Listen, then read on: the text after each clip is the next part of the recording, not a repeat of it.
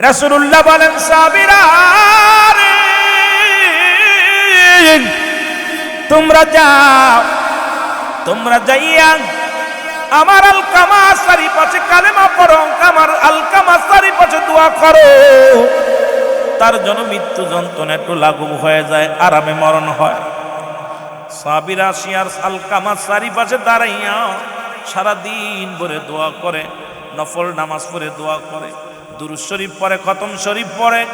নবীজির সাহাবীরা নবীর সাহাবীর চারিপাশে ঘিরে দাঁড়ায়া দাঁড়ায়া দোয়া করে, বসে বসে দোয়া করে। কিন্তু সন্ধ্যা গণে আসলো, মৃত্যু হয় না, মৃত্যু যন্ত্রণাও কমে না। সাহাবীরা দৌড়ে আসলেন, বলে, ইয়া রাসূলুল্লাহ, ইয়া হাবিবাল্লাহ, আপনি যদি আমাদেরকে পাঠাইলেন, কিন্তু আলকামা মৃত্যুবরণ করে না, আলকামার মরণ হয় নাই, আলকামা মৃত্যু যন্ত্রণায় বড় কষ্ট পায়। গণ কত মানুষ দেখেছি রে, মৃত্যু যন্ত্রণায় জিহ্বা বাইর হয়ে গেছে, আজরাইল যখন হাজির হয়ে যাবে, চোখ দুটি বড় বড় হয়ে যায়। ওরে কিছুদিন আগে এক বাইরে জানাজা পড়লাম, দেখি মরণের পরে পায়খানা করে। অনেকবার চেষ্টা করলাম চোখ দুটি বন্ধ করার জন্য, বন্ধ করতে পারি না রে। এই রে, মরণের পেয়ালা পান করতে হবে, এই দুনিয়ার কিচ্ছু নিয়ে যেতে পারবা না, এই দুনিয়ার সম্পদ দিতে পারবা না, বাড়ি নিতে পারবা না, গাড়ি নিতে পারবা না, বালাখানা নিতে পারবা না, জনমের মতো বিদায় হয়ে যেতে হবে। আমার রাসূল বলে, সাহাবীরা রে, কি ঘটনা বলো আমাকে। বলে, হুজুর, আমরা আলকামার জন্য এত দোয়া করলাম, দোয়া কবুল হয় না। আমার নবীজি হাত উঠাইয়া দিছে, আল্লাহ আমার আলকামারে তুমি ক্ষমা করে দাও। আমার আল্লাহ কয়, জিবরিল তাড়াতাড়ি যা আমার হাবিবরে বলে দিয়া গায়, আজকে দোয়া আমি কবুল করতে পারবো না, এই পৃথিবীর মধ্যে আলকামার মা জিন্দা আছে। জোরে বলেন আল্লাহু আকবার। এখানে দুইটা জিনিস পাওয়া যাবে, একটা হচ্ছে রহমত, একটা হলো গজব। একটা হলো রহমত, একটা হলো গজব। এখানে আমাকে একটা সাবজেক্ট দিছে, পিতামাতার সন্তান পিতামাতার প্রতি হক, সন্তানের দায়িত্ব কর্তব্য। প্রতিটা সন্তান তার পিতামাতার 14টা হক আছে। এন্তেকালের আগে হলো 7টা হক, এন্তেকালের পরে হলো 7টা হক। এই 14টা হক প্রতিটা সন্তানই তার বাবা মায়ের এই 14টা হক আদায় করতে হবে। তার ভিতরে জীবিত থাকাকালীনই 7টা, মৃত্যুর পরে 7টা। আল্লাহু আকবার বলেন, আর একটু জোরে বলেন। রাসূল আকরাম সাল্লাল্লাহু আলাইহি সাল্লাম বয়ান করছেন, একদিন বলতেছে, আমার সাহাবীরা, তোমরা কেউ কি কবুল হজের সওয়াব পাইতে চাও? সাহাবীরা বলেন, ইয়া রাসূলুল্লাহ, ইয়া হাবিবাল্লাহ, কে বানা চায়? আপনারা কি কবুল হজের সওয়াব পাইতে চান? জোরে বল, কে বল, কে কে চান? কে কে চান একটু হাত উঠান। আজকে দিনটা চলে গেল, আজকে ইয়ামুল সফে, ইয়ামুল জুম্মা, গতকাল জুম্মার দিন চলে গেছে। আজকে সপ্তাহের প্রথম দিন শনিবার, ছুটির দিন ছিল, বাংলাদেশে ছুটির দিন ছিল। এই দিনটা আপনাদের কাছে অনেকের ভালো কাটছে, অনেকের যারা অলসতা তাদের জন্য ভালো কাটছে, যারা একটু কর্মঠ, কাজকে বেশি ভালোবাসে, অফিসকে বেশি ভালোবাসে, তাদের জন্য ছুটির দিনগুলো খুব কষ্টে যায়, ঠিক কিনা?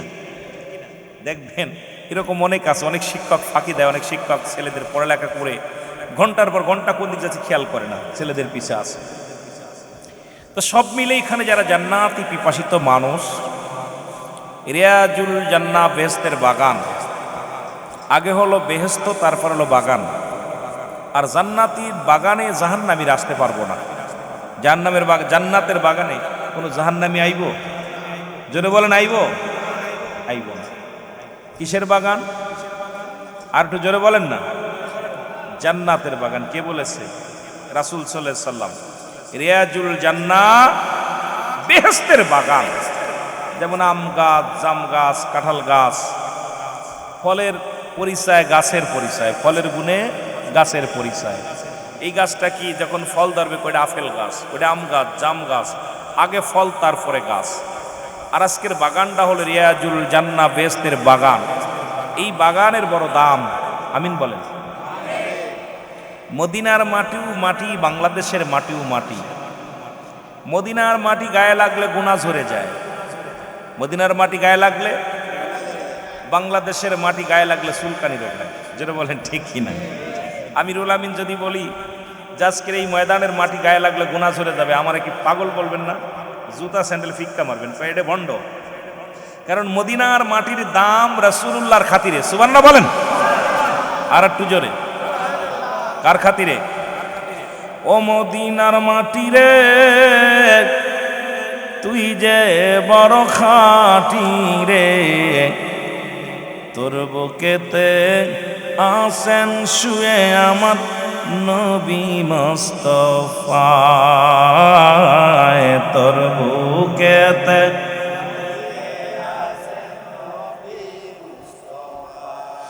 ধন্য হলো মক্কাবাসী, ধন্য মায়া মেনা,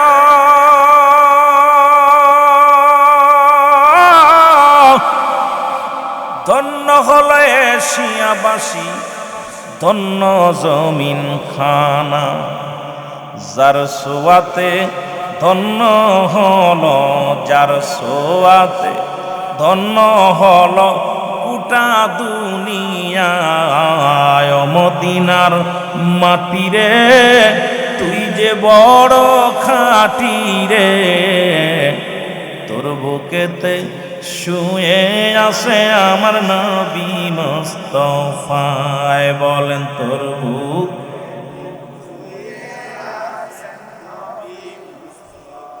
এ দুনিয়ার মুসলমান।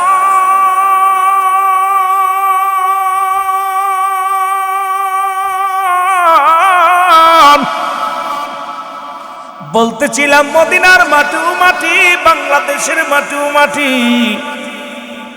মদিনার মাটি গায়ে লাগলে গুনাহ ঝরে যায়, বাংলাদেশের মাটি গায়ে লাগলে চুলকানি রোগ হয়। মদিনার বুকে একখানা পাথর আছে, যার মধ্যে চুমা দিলে গুনাহ মাফ হয়ে যায়। আসেনি? আজি ভাইয়েরা দৌড়াদৌড়ি করে পাথরের মধ্যে চুমা দেয়, যে পাথরের মধ্যে চুমা দিলে জীবনের গুনাহ মাফ হয়ে যায়। আপনাদের চট্টগ্রাম রেল স্টেশনে সুন্দর রেল স্টেশন, এর মধ্যে সুন্দর সুন্দর পাথর পাওয়া যায়। এই পাথরের মধ্যে চুমা দিলে প্রস্রাবের গন্ধ পাওয়া যায়। ঠিক কি? ঠিক কি? পাথরে পাথরে বেশ কম আছে কিনা বলেন? আছে। মাটিতেও মাটিতে বেশ কম আছে। মদিনার মাটিও মাটি, বাংলাদেশের মাটিও মাটি। মদিনার পাথরও পাথর, বাংলাদেশের পাথরও পাথর। আজকের বাগানটা রিয়াজুল জান্নাহ বেহেশতের বাগান। এর দাম বাড়ছে কোরআন হাদিসের জন্য, উলামায়ে কেরামের জন্য। আজকের যে ময়দানে যত দাম, আগামীকাল এই দাম থাকবে না। এই বাগানটার নাম হলো রিয়াজুল জান্নাহ বেহেশতের বাগান। তোরে বলেন মারহাবা। আগামীকাল যদি কেউ বলে এটা রিয়াজুল জান্নাহ বেহেশতের বাগান, ওইরকম পাগল। হাফেজ সাহেবের খুব পাগল, দুই হাফেজ সাহেবের এরা পাগল হয়েছে। আমার তো পাইবো না কাছে, দুই হাফেজ সাহেব পাইব, ইমাম সাহেবের পাইব, মহল্লা যারা নেতৃবৃন্দ আছে, আর এরা পাগল হয়েছে। কিন্তু আজকে পৃথিবীর কোন আলেম খণ্ডন করতে পারবে না। এই বাগানটা হলো রিয়াজুল জান্নাহ বেহেশতের বাগান। মারহাবা। এই জান্নাতের বাগানে বসেছেন রাসূল বলেন, সাহাবীরা রে, আমি নবী ঘোষণা করলাম, তোমরা কেউ কি কবুল হজের সব পাইতে চাও? সাহাবীরা বলে, হুজুর কে বা না চায়? আমার নবী বললেন, যাদের পৃথিবীর মধ্যে পিতা মাতা জিন্দা, বাবা জিন্দা, মা জিন্দা, বাড়িতে যে সালাম দিবে, আসসালামু আলাইকুম মা, আসসালামু আলাইকুম বাবা, সঙ্গে সঙ্গে তার আমল নামায় একটা কবুল হজের সব লেখা হয়ে যাবে। জোরে বলেন মারহাবা। কেডা কেডা মা বাবারে সালাম দেন, একটু হাত উঠায় দেখায় দেন, মারে সালাম দেন। কি প্রেমিকারে সকাল সন্ধ্যা সালাম দাও, প্রেমিকের সালাম দাও, বন্ধুরে সালাম দাও, কিন্তু মায়ের সালাম দিতে গেলে লজ্জা লাগে। কারণ মাস্টার ইবলিস তো হজ কবুল হতে দিবে না, মাস্টার ইবলিস তো এই নেকির কাজ করতে দিবে না। যে ব্যক্তি পিতা মাতার সালাম দিবে বাড়ি যাইয়া, ও যুবক, 3 শ্রেণী মানুষের দোয়া কবুল হয় না।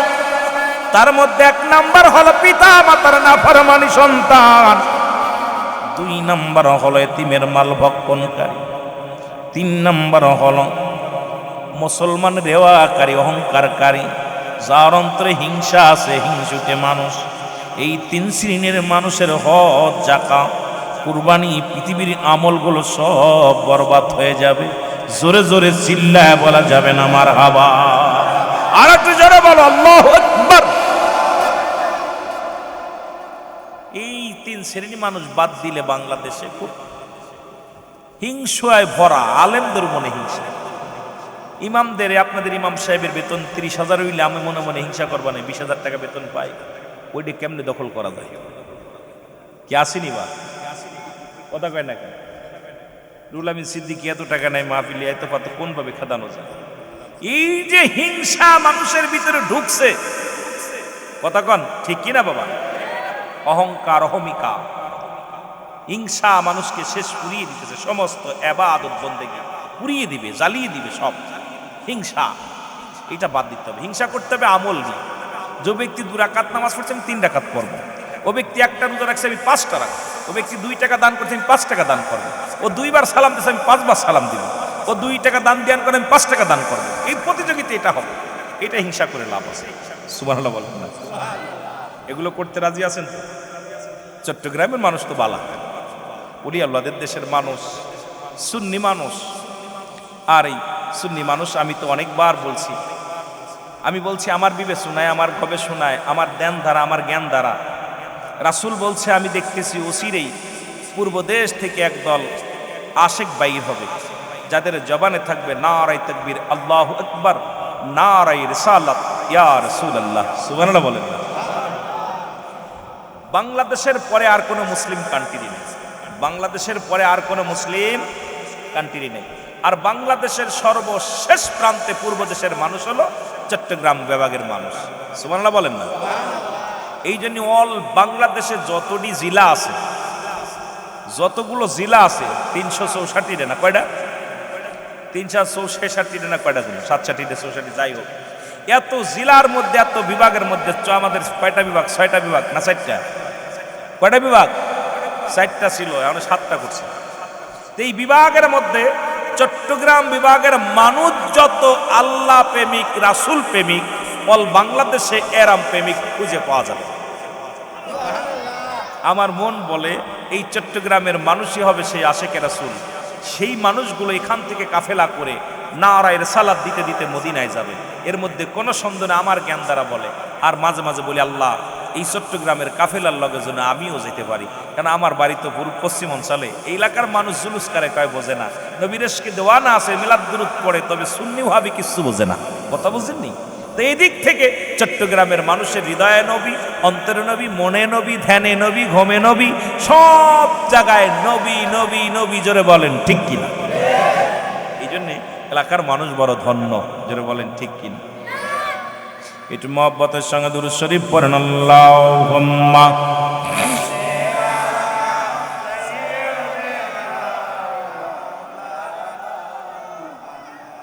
ওয়ালায়াত। আমরা দয়াল নবীজির উম্মত হয়েছি, এর সে বেশি আর কি চাই। নবীর উম্মত হওয়ার জন্য অসংখ্য নবীর আফসোস করেছিল। আমরা বিনা দরখাস্ত, বিনা সহায় এই নবীর উম্মত হয়েছি, মনে স্বাদ লাগে না? বলেন না, আমরা দয়াল নবীজির উম্মত, এর সে বেশি আর কি চায়, নিদান কালে দয়াল নবী গো আপনাই জনি সঙ্গে পায়। আল্লাহ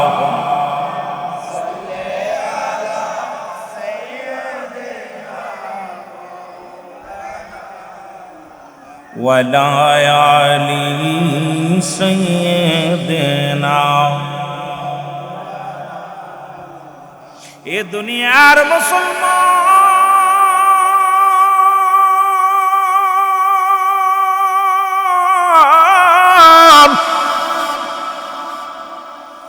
নবীজি বললেন সাহাবীরা রে, তোমরা বেশি বেশি করে সালাম দিবা তোমার পিতা মাতারে।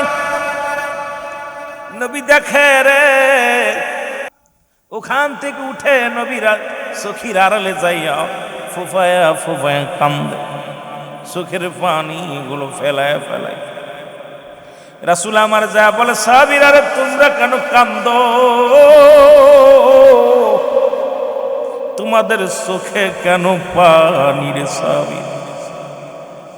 বলে হুজুর, আজ থেকে 3 দিন আগে আমার মা বিদায় হয়ে গেছে, আজ থেকে 10 দিন আগে আব্বা বিদায় হয়ে গেছে, আজ থেকে 1 মাস আগে মারে হারাইলাম, আজ থেকে 6 মাস আগে বাবা মারে হারাইলাম।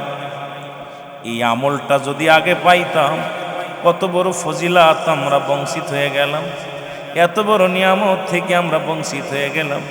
ইয়া রাসূলুল্লাহ, ইয়া হাবিবাল্লাহ, এই কথাগুলো যদি আগে জানতাম, আমরাও পিতামাতার সালাম দিয়া নেকিতে অংশগ্রহণ করতে পারতাম। নবী গো, আমাদের মা নাই, বাবা নাই রে। ইয়া রাসূলুল্লাহ, ইয়া হাবিবাল্লাহ, মনে বড় ব্যথা, মনে বড় কষ্ট। আমাদের দুনিয়ার মধ্যে জিন্দা নাই আব্বা মা। আমার নবী ডাক দিয়ে বলে, উম্মতিরা রে, তোমরা কি জানো না আমিও নবী এতিম, আমার মা নাই, আমার বাবা নাই। যখন আমি 6 মাস মায়ের গর্ভে বাবা বিদায় নিয়ে গেছে, জীবনের চামড়ার চোখ দিয়া আম্মা বাবাকে দেখি নাই। যখন আমার বয়স 6 বছর বয়স, মা দুনিয়া থেকে বিদায় হয়ে গেছে। 6 বছর 6 মাস যখন বয়স, আমাকে আদর করত আমার দাদা আব্দুল মুতালিব, সেও বিদায় হয়ে গেছে। এরে মুসলমান, শোনে নাও, শোনে নাও, চাচা আবু তালিব উনিও লালন পালন করতেন, উনিও বিদায়। পৃথিবীর মধ্যে আমার মতো এতিম কেউ নাই, আমার মতো অসহায় কেউ নাই। আমার আল্লাহ ডাক দেখায়, জিবরিল রে, সাহাবীদের চোখেও পানি, নবীর চোখেও পানি। আমার নবীও কান্দে, সাহাবীরাও কান্দে। দৌড়ায় যাও, যাদের আব্বা মা দুনিয়ার মধ্যে নাই, তাদেরকে জানাই দিয়ে আসো। রে আদম নবী দোয়া করেছিল, আমার সাথে পড়েন, রব্বানা জালামনা আনফুসানা ওয়া ইল্লাম তাগফির লানা ওয়া তারহামনা লানাকুনান্না মিনাল। আদমরাও তো দোয়া শিখায়া দিছে, রব্বে কারীম। আদম দোয়া করে, আল্লাহ আমার রব, আমার প্রতিপালক, আমি জালিমদের অন্তর্ভুক্ত গেছি, আমারে তুমি ক্ষমা করে দাও। আর আখিরি নবীর দোয়া শিখায় দেয়, উম্মতিরা কান্দে, নবীও কান্দে রে। আমার আল্লাহ কয়, হাবিব, আপনার চোখে পানি, আপনার সাহাবীদের চোখে পানি আমি সইতে পারি না রে। আমার আল্লাহ কয়, জিবরিল যাও, আমার নবীরে জানায় আসো, রব্বিরহামহুমা কামা রব্বায়ানি সগীর।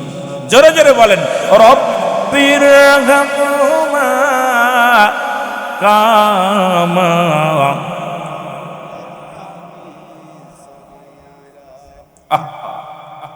আল্লাহ ডাক দে কয়, হাবিব, আপনিও বলেন আপনার উম্মতিরাও বলবে আমার রব, আমার প্রতিপালক, আমার আল্লাহ, আমার পিতা মাতার সগীরা গুনাহ মাফ করে দাও, কবিরা গুনাহ মাফ করে দাও, জানা গুনাহ মাফ করে দাও, অজানা গুনাহগুলো মাফ করে দাও। জিবনি রব্বি কারীম, এ রব্বি কারীম, আমাদের পিতা মাতা আমাদেরকে লালন পালন করেছে, আমাদের জন্য কষ্ট করেছে, তুমি সেমনি আমাদের পিতা মাতারে রহমতের কোলে তুলে নাও। কারণ আমার নবী রহমতের নবী, নবীজিকে আল্লাহ তামাম পৃথিবীর রহমত দিয়েছে। আল্লাহ কমা আরসালনাকা ইল্লা রাহমাতাল লিল আলামিন। সুবহানাল্লাহ। নবীজি উম্মতের জন্য রহমত, আসমানের জন্য রহমত, জমিনের জন্য রহমত। শুধু তাই নয়, নবী বলে আমার নবী কয় হায়াতি খায়রুল লাকুম, ও উম্মতিরা আমার হায়াতের জিন্দেগি উম্মতের জন্য কল্যাণ স্বরূপ গো। আস্তে কইতেন না। আল্লাহর নবী উম্মতিরা রে, আমি নবী দুনিয়ার মধ্যে আগমন করলাম আমার উম্মতের কল্যাণ স্বরূপ। আমার উম্মতের সঙ্গে কথাবার্তা বললাম, উম্মতের সঙ্গে চলাফেরা করলাম, উম্মতের সঙ্গে কেমনে জীবন যাপন করতে হবে এটা আমাকে দিয়া করাইলেন আমার আল্লাহ। উম্মতের জন্য রহমত স্বরূপ পাঠাইছে আমারে, সেই নবী দুনিয়ার মধ্যে আগমন করেছে রে মুসলমান।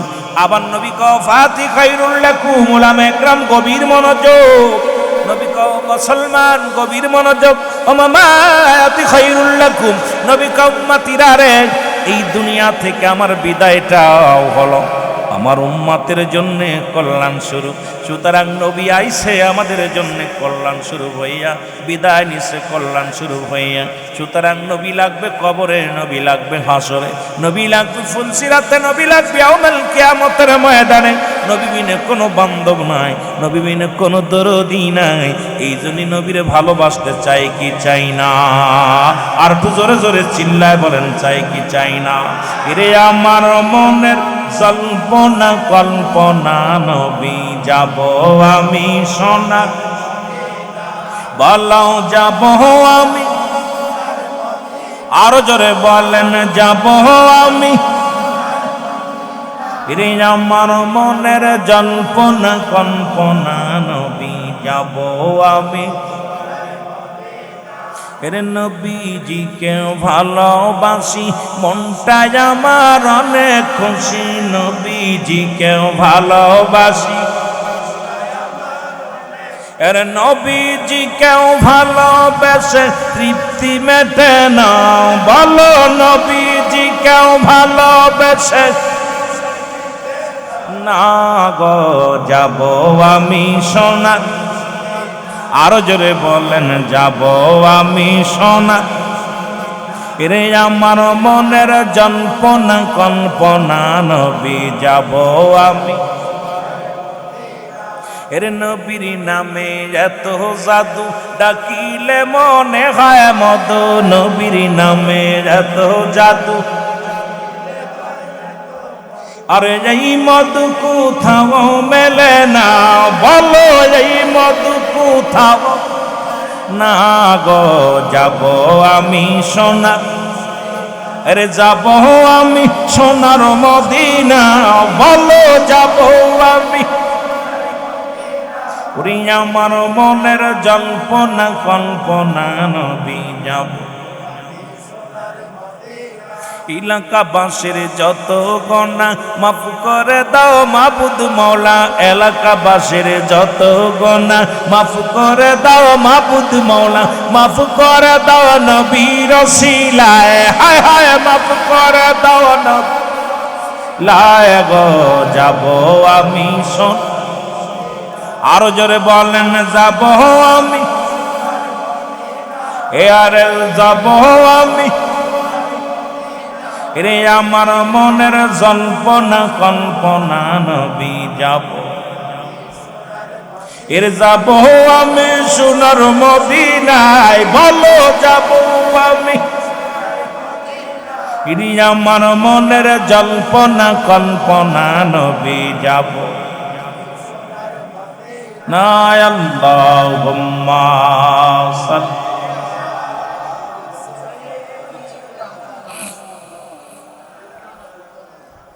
ওয়ালা আলি সাইয়্যিদিনা। এই জন্য নবী বলছেন তোমাদের পিতা মাতা যখন বুড়া হয়ে যাবে গো, খবরদার তোমাদের পিতা মাতা কু শব্দ করবে না। বুড়া মানুষ আর বুড়া মানুষের ব্যবহার এক হয়। আপনার ছেলে আপনার মেয়ে ছোট্ট মানুষ, বারবার ডাক দেখ আব্বা ইডা কি, বলবেন গিলাস। বারবার বলে আব্বু ইডা কি গিলাস, ইডা কি গিলাস, একবারও রাগ করবেন না। মানুষ যখন বয়স হয়ে যায়, পিতা মাতা যখন বয়স হয়ে যায়, এইরকম ভুল করবে, হাজারবার কথা বলবে। রাসূল বলছে খবরদার খবরদার, তোমাদের পিতা মাতার প্রতি দুর্ব্যবহার করো না, পিতা মাতার সঙ্গে একটু শব্দ করো না। কারণ তোমার মা তোমার বাবা তোমার জন্য জান্নাতের দুটি দরজা, একটা দরজার নাম তোমার মা, আর একটা দরজার নাম তোমার বাবা। এই দুইটা দরজা ঠিক রাখার দরকার আছে কি না? এই জন্য দেখ বুড়া মানুষ ভুল করবে। এই যে এই বয়সগুলো, এখন এই বয়সে রাগ বেশি রাগ হবে। অনেক ছেলে বুড়া হয়েছে এখন বেশি বেশি রাগ। রাসূল নিজে বলছে যখন বুড়া হয়ে যায় মানুষ, বুড়ো মানুষের যে চরিত্র ঠিক ওর ভিতরে সব চলে আসে। ওই ব্যক্তির সব বুড়ো মানুষের যে কাজলাত বুড়া আর বুড়া। এই নবী কইছে যখন মানুষের দাড়িগুলো পাক ধরে বয়স হয়ে যায়, তখন এই মানুষগুলো অনেক ভুল করবে। অনেক দেখা যায় কথা বলতে গেলে অনেক সময় নেটে দেখি, কদিন আগে দেখলাম বাবারে জামাল, বাবার ছেলের নাম জামাল, ছেলে গাছের লগে বাবারে বাইন্দা পিটাইতেছে। ছেলে বারবার বাবাই বলতে জামাল খবরদার আর মারিস না, আব্বা আমার মারিস না, মাফ। আমি আশ্চর্য হয়ে গেছি, ছেলে পিটাইতেছে আর বাবাই মাফ চাচ্ছে। জামাল রে, আমি তোরে মানুষ করছি কত কষ্ট করে, তোর গায়ে যখন টাচ লাগতো, তোর গায়ে যখন মশাই কামড় দিত আমি ঘুমাইতে পারতাম না, তোর গায়ে দুলা লাগলে আমি আদর করে ময়লা দেখি নাই কোলে নিস, জামাল রে আর মারিস না। আমি এটা দেখি আমি নিজের ধৈর্য ধরতে পারি নাই। এরা মানুষ। আপনাদের চট্টগ্রামেও বাবাকে কেটে 5 টুকরা করে পানির নিচে রেখে দিয়েছে। বড় দুঃখ, যখন বুড়া হয়ে যায় বাবা একটু কাশি দিলে বাবা একটু অসুস্থ বোধ মনে করলে ছেলের আমরা বোঝা মনে করি। আপনার বোঝা উচিত আপনিও বুড়া হবেন, আপনি এরকম বুড়া হতে হবে, আমাকেও বুড়া হতে হবে। আমার বাজানেরা, রাসূল সাল্লাল্লাহু আলাইহি ওয়াসাল্লাম এই জন্য বলছে যখন বুড়া এবং বুড়া মানুষ যেমন তাদের দিক শক্তি হারিয়ে ফেলে, বুড়া মানুষ যেমন তাদের দিক শক্তি থাকে না, তারা যে কোনো মানুষ বারবার প্রশ্ন করে, একটা ভুল কাজ করে, ঠিক বুড়া বয়সেও ঠিক এরকম হবে। তখন এইটাকে যে ব্যক্তি ট্যাকেল দিয়ে পিতা মাতার প্রতি সৎ ব্যবহার করবে, সদাচরণ করবে, রাসূলুল্লাহ বলছে আমি নবী ইয়াউমুল কিয়ামতের ময়দানে এদের জন্য উত্তম ব্যবস্থা রেখে দেব। জোরে বলেন না সুবহানাল্লাহ। আল্লাহও রাখবে, রাসূলও রাখবে।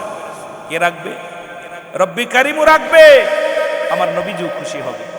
আমার বাবারা, তা আমার রাসূল তো পিতা মাতা দুনিয়ার মধ্যে ছিল না, এই জন্য যার যেটা নাই সে সেটা বোঝে। আজকে পিতা মাতা প্রতিটা মানুষের মাথার উপরে ঢাল স্বরূপ বট গাছ। যাদের আব্বা মা নাই তারা বুঝতেছে তাদের বাপ মা কত বড় নিয়ামত। অসুস্থ হয়ে ঘরে পড়ে থাকলেও তার জন্য একটা বড় নিয়ামত। অসুস্থ হয়ে ঘরে পড়ে আছে আব্বা মা, আপনার জন্য একটা ঢাল। ওই বাবা মার চেহারা দেখে যখন কাজে বাইর হবেন রহমত, পিতা মাতার সালাম দিয়ে ঘর থেকে বাইর হবে, এটা নিয়ামত। কিন্তু যাদের নাই তারা এখন বুঝতেছি আমরা, যাদের আছে তার অনুভব করতে পারতেছি না। জোরে বলেন ঠিক কিনা, আরো জোরে বলেন ঠিক কিনা। এর মা বাবার কথা মতো যেজন চলে না, বলো মা বাবার কথা মতো আল্লাহ নবীজির দয়া তার পাবে না। বাইরে আল্লাহ নবীজির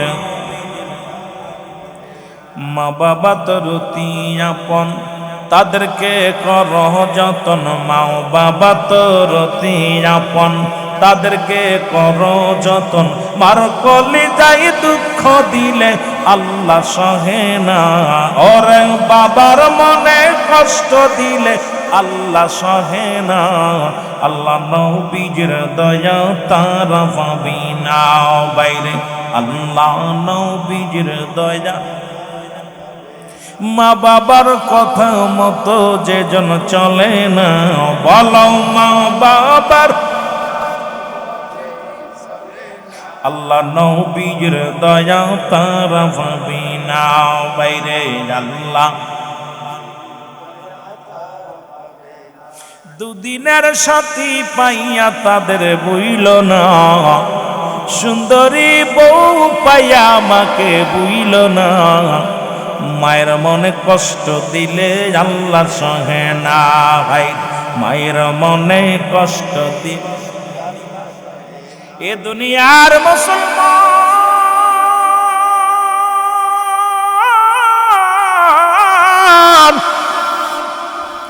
রাসূলের সাহাবী হযরত আলকামা রাদিয়াল্লাহু তাআলা, ইনি মৃত্যু শয্যায় সজ্জিত নবীর প্রিয় সাহাবী হযরত আলকামা, উনি মৃত্যু শয্যায় সজ্জিত, মরণ হয় না। যুবক বাজানরা গভীর মনোযোগ, অনেক আলোচনা বলতেছিলাম, ৭-৭-১৪টা হক নিয়ে আদায় করলে, আলোচনা করলে শেষ হয়ে যাবে। তবে মুসলমান হয়তো কয়েক মিনিট আলোচনা করলে ওটা শেষ, কিছু বুঝাইতে পারবো না, অনেক লম্বা আলোচনা গো। এরপরে মিলাদুন নবীর মাহফিল, মহল্লাবাসীর জন্য অনেক কিছু বলার প্রয়োজন আছে।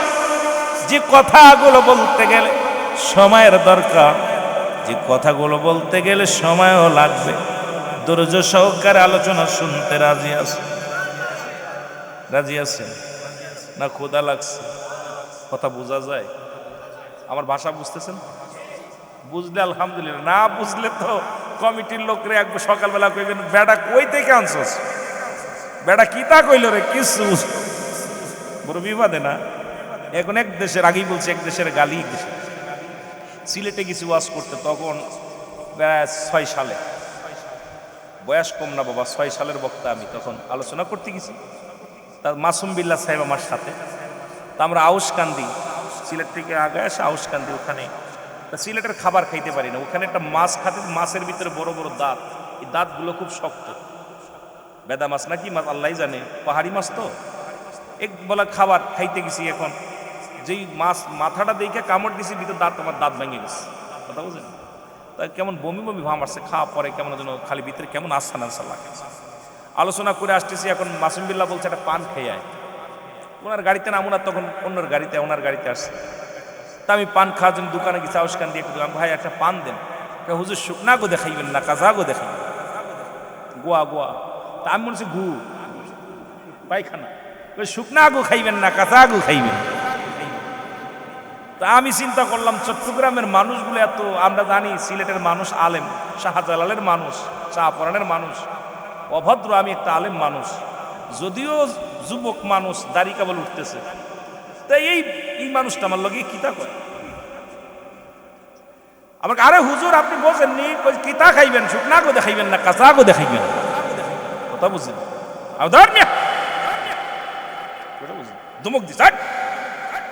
দোকানদার কয়, হুজুর রাগেন কেন?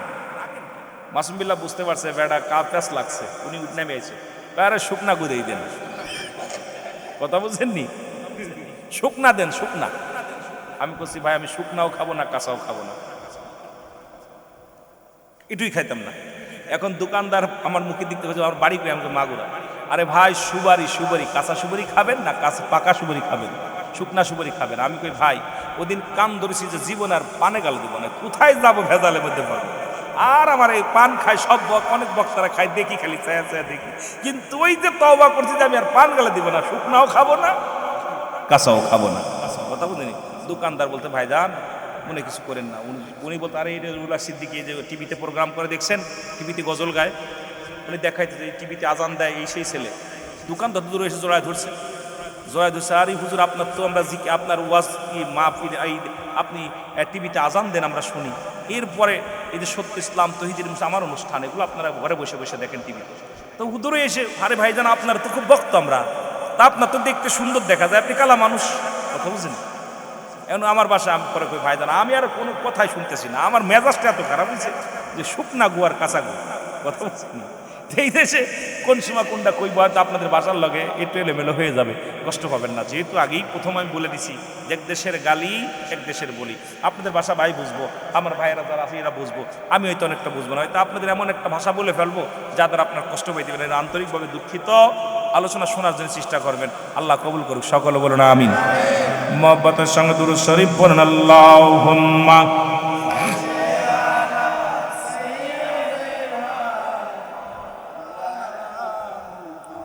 ওয়ালা আলি সাইয়্যিদিনা। ওই আমি কেমন করে থাকি ধরাই নবীর প্রেম বিহনে, মন তো চাই ছুটে যেতে মদিনার প্রাণে, আমার মন তো চাই ছুটে যেতে নবীজির প্রাণে। যেথায় আমার মোর নবীজি উম্মতের কান্ডারি, সেজদায় পরে কাঁদছেন নবী ইয়া উম্মতি ইয়া উম্মতি। ওগো আমরা নবীর আদরের উম্মত, আমরা নবীর কান্দি তাই প্রেমে। আমি কেমন করে যাই গো ছুটে মদিনার প্রাণে, আমি কেমন করে যাই গো ছুটে মদিনার প্রাণে। আল্লাহুম্মা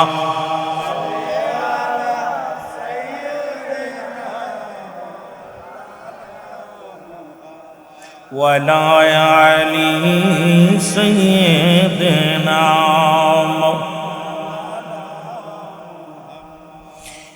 আল্লাহ নবী সাহাবীরা বলে ইয়া রাসূলুল্লাহ ইয়া হাবিবাল্লাহ নবী গো। আল্লাহ নবী বলেন কি বলতে চাও বলো? বলো হুজুর আপনার প্রিয় সাহাবী রাসূলের সাহাবী, রাসূলের প্রিয় সাহাবী হযরত আলকামা আজ কিছুদিন হয়ে গেল মৃত্যু যন্ত্রণা।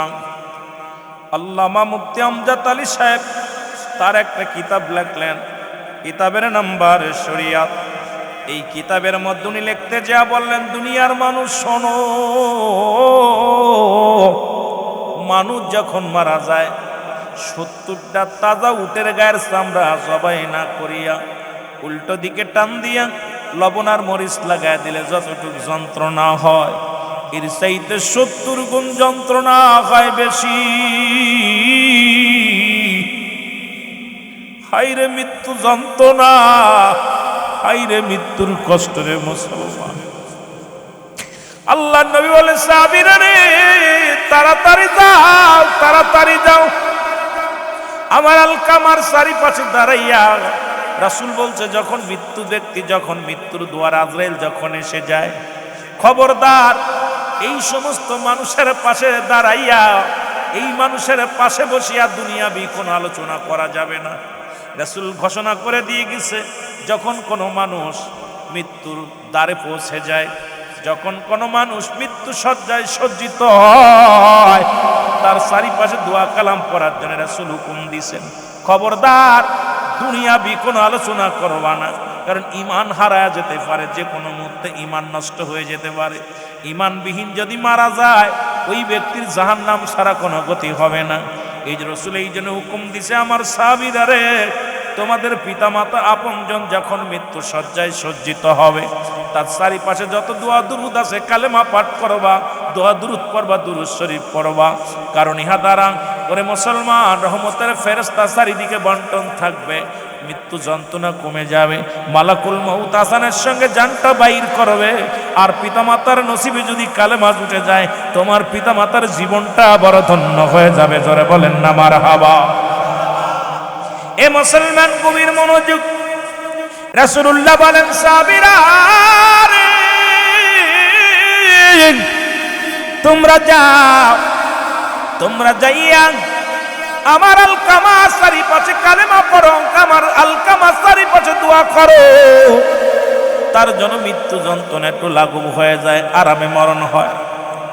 সাহাবীরা আসিয়ার আলকামা চারিপাশে দাঁড়াইয়া সারাদিন ভরে দোয়া করে, নফল নামাজ পড়ে দোয়া করে, দুরূদ শরীফ পড়ে, খতম শরীফ পড়ে। নবীজির সাহাবীরা নবীর সাহাবীর চারিপাশে ঘিরে দাঁড়ায়া দাঁড়ায়া দোয়া করে, বসে বসে দোয়া করে। কিন্তু সন্ধ্যা গণে আসলো, মৃত্যু হয় না, মৃত্যু যন্ত্রণাও কমে না।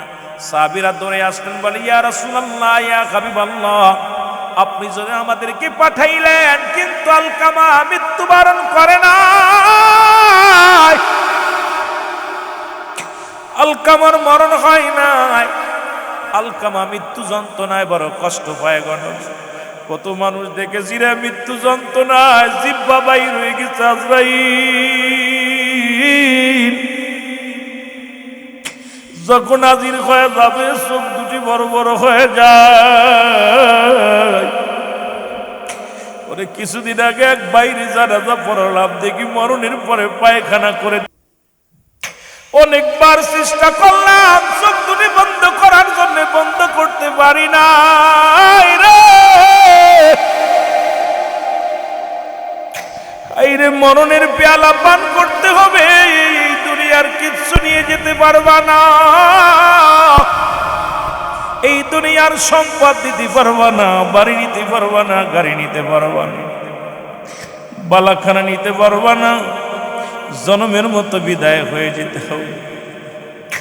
আমার রাসূল বলে, সাহাবীরা রে কি ঘটনা বলো আমাকে। বলে, হুজুর আমরা আলকামার জন্য এত দোয়া করলাম, দোয়া কবুল হয় না। আমার নবীজি হাত উঠায় দিছে, আল্লাহ আমার আলকামারে তুমি ক্ষমা করে দাও। আমার আল্লাহ কয়, জিবরিল তাড়াতাড়ি যা আমার হাবিবরে বলে দিয়া গায়, আজকে দোয়া আমি কবুল করতে পারবো না, এই পৃথিবীর মধ্যে আলকামার মা জিন্দা আছে। জোরে বলেন আল্লাহু আকবার। এর মা বাবার কথা মতো যে জন চলে না, বলো মা বাবার আল্লাহ নবীর দয়া তার পাবে না। বাইরে আল্লাহ মা বাবা তোর অতি আপন, তাদেরকে কর যতন। মা বাবা তোর অতি আপন, তাদেরকে কর যতন। মায়ের মনে কষ্ট দিলে আল্লাহ সহে না, বলো বাবার মনে কষ্ট দিলে আল্লাহ নবীর দয়া তার পাবি না। বাইরে আল্লাহ মা বাবার কথা মতো যে জন চলে না, বলো মা বাবার কথা। ওরে আল্লাহ নবীর দয়া তার পাবি না। বাইরে আল্লাহ নও। এ মুসলমান কবির মনোযোগ, রাসূল হাতটা নামায় নিলেন, নবীজি হাতটা নামাইলেন। সাহাবীরা বলে, হুজুর আপনি হাত নামাইলেন। নবী কয়, সাহাবীরা রে খবর নাও, আমার আলকামার কে কে জিন্দা আছে। নবীজি বলেন, কে কে জিন্দা আছে? সাহাবীরা বলে, হুজুর ঘরের মধ্যে দেখলাম তার মা দুঃখিনী আছে, এই দুনিয়ার মধ্যে মা জিন্দা আছে। জিবরিল আমিন বলে গেছেন মা জিন্দা আছে। আজকে মার পাগলেরা শোনো, বাবার পাগলেরা শোনো। মার মনে দুঃখ দিয়া পিতা মাতার নাফরমানি সন্তান কাবা শরীফের ইমাম যদি হও, চট্টগ্রামের জামিয়ার শিক্ষক হও, আর চট্টগ্রামের বড় মসজিদের খতিব হও, কসম আল্লাহর বলতেছি, পিতা মাতার নাফরমানি সন্তান জাহান্নামী, জাহান্নামী, জাহান্নামী। জোরে বলেন ঠিক কিনা? আমার নবীজি রওনা হয়ে গেলেন, ঘরের ভিতরে সালাম দেয়, আসসালামু আলাইকুম ইয়া আহলাল বাইত। ভিতর থেকে আওয়াজ, আলাইকুম আসসালাম। নবী কয়, মা গো আমি আল্লাহর নবী রাহমাতাল লিল আলামিন, ভিতর থেকে মা কয়, বাজান রে আমি আলকামার মা, দুঃখিনী মা জননী। আমার নবী ডাক দিয়ে কয়, মা মা, আমার আলকামা কি অপরাধ করেছে একটু জানতে চাই। আমার সাহাবী কি এত বড় অপরাধ করেছে জানতে চাই গো মা। দুঃখিনী মা ডাক দিয়ে কয়, নবী গো, খোদাকে কসম করে বলি, আলকামা জীবনে এক ওয়াক্ত নামাজ ছাড়ে নাই, আলকামা জীবনে রোজা ছাড়ে নাই, আলকামা জীবনে অন্যায় করে নাই, কারুর গায়ে হাত দেয় নাই, আলকামা কোনোদিন জুলুম করে নাই, আলকামা কোনো অপরাধ করে নাই। দুঃখিনী মার কথা শুনে আমার নবী কয়, মা গো, তাহলে আমার মৃত্যু, আমার আলকামার এত মৃত্যু যন্ত্রণা কেন হয়? আলকামা কষ্টে পড়িয়া কান্দে রে, দম বাইর হয় না, সহ্য করতে পারে না। নবী ডাক দিয়ে কয়, মা মা, আমার আলকামা কি অপরাধ করেছে একটু জানতে চাই। আলকামার মা ডাক দিয়ে কয়, নবী গো, আমার জানা মতে আমার আলকামা কোনো অন্যায় করে না, একটা ভুল করেছে। সেই ভুলটা হলো সারা জীবন বড় পরামর্শ অনুযায়ী চল। আমি দুঃখিনী মায়ের কোনো কথা মূল্যায়ন করতো না, মনে বড় কষ্ট পেয়েছি রে বাবা। আজকে বউ পাইয়া মাকে বলে যায়, আমরা অনেক যুবক আছি, মা বাবা রাত্রেবেলা ঘুমের করে আমি বলি এইটা মা হল, ওই যে বউ হলো একটা বলিয়াম, ওই যেমন মোবাইলের বলিয়াম, রেডিওর বলিয়াম, কানের করে সব সময় বেন করিয়া আপনার মায়ের বিরুদ্ধে অভিযোগ দেয়। যে নারী আপনার মায়ের বিরুদ্ধে অভিযোগ দেয়, আপনি মনে করতে পারেন সে নারী কোনোদিন আদর্শবান নারী হতে পারে না, কারণ আপনি গর্ভধারিণীর মা, আপনার গর্ভধারিণী মায়ের বিরুদ্ধে ওই বউ আপনার কানে দিল, আপনি কেমন পুরুষ গো, কেমন সন্তান। মা দুঃখিনীর ওই দুর্নামগুলো শুয়া শুয়া শুনলেন।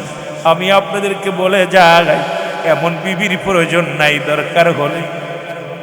দরকার হলে বউটা ছেড়ে দাও, দরকার নাই, কিন্তু দুঃখিনী মাকে কষ্ট দিও না, বাবারে কষ্ট দিও না, কারণ পিতা মাতারে কষ্ট দিয়া দুনিয়ার মধ্যে যা করবা সব বরবাদ হয়ে যাবে। হয়তো ক্ষণিকের জন্য কিছুদিন ভালো থাকবারে বাজান, কিন্তু কবর জগৎ হবে ভীষণ ভয়ঙ্কর, জাহান্নাম হবে ঠিকানা। আল্লাহ আমাদের বুঝার তৌফিক দান করো, জোরে বলেন আমিন।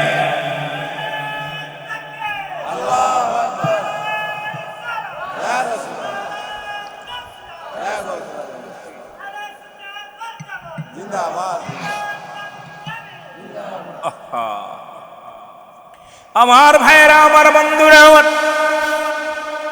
আমার নবী কয়, মা গো, আপনি আলকামারে ক্ষমা করে দেন, মাফ করে দেন। আলকামার মা কয়, বাজান রে, ওর কথা দ্বারা আমি মনের ভিতরে এত কষ্ট পেয়েছি, বিবিকে মূল্যায়ন করতে আমাকে মূল্যায়ন করতো না।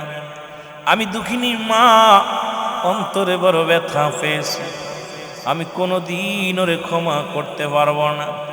আমার নবী সাহাবীদের ডাকতে বলে, সাহাবীরা আর দেরি করিস না, আমার আলকামা মৃত্যুবরণ করলে হবে জাহান্নাম ঠিকানা, সুতরাং আয়, জলদি করে খড়ি নিয়ে আয়, আগুন নিয়ে আয়, আমার আলকামারে পোড়ায়া দুনিয়া থেকে ভস্ম করে দিব। খড়ি আনা হলো, আগুন আনা হলো, চিতা সাজাইয়া আগুন ধরানো হলো। আলকামার বডিখানা নবী হুকুম দিলেন, যাও বডিখানা নিয়ে আগুনের মধ্যে মেরে দাও। জানালা দিয়া দেখতে পাইলেন জনম দুঃখিনী মা কলিজার টুকরা সন্তানকে ধরে নিয়ে যে আগুনে ফেলার জন্য একটা চিৎকার মেরে ডাক দিয়ে বলে, নবী গো, মায়ের নবী, এ মুহাম্মদ, মুহাম্মদ রে, আমি তোমাকে অনুনয় বিনয় করি, আমি দুঃখিনী মা, বেঁচে থাকতে রে আমার কলিজার টুকরার গায়ে আগুন দিও না। আমার কলিজার টুকের গায়ের মধ্যে যদি আগুন দাও আমি সহ্য করতে পারবো না। আমার সামনে আমার কলিজার টুকের আগুনে ফেলায় না। সঙ্গে সঙ্গে আমি আমার সন্তানের মাফ করে দিলাম। সঙ্গে সঙ্গে আলকামা কালেমা জবান দিয়ে বাইর হয়ে গেছে, লা ইলাহা ইল্লাল্লাহ সাল্লাল্লাহু আলাইহি ওয়াসাল্লাম, আশহাদু আল্লা ইলাহা ইল্লাল্লাহু ওয়াহদাহু লা শারীকা লাহু ওয়া আশহাদু আন্না মুহাম্মাদান আবদুহু ওয়া রাসূলুহু। কপাল কত ভালো, খালি মা বলছে বাজান দে আমি মাফ করে দিলাম। সঙ্গে সঙ্গে আলকামার জবান দিয়ে কালেমা বের হয়ে গেছে। আলকামার জবানে কালেমা শাহাদাত পাঠ করতেছে, কালেমা তাইয়্যিবা পাঠ করতেছে। পাঠ করতে করতে চিরনিদ্রায় গেছে। জোরে বলেন না মারহাবা।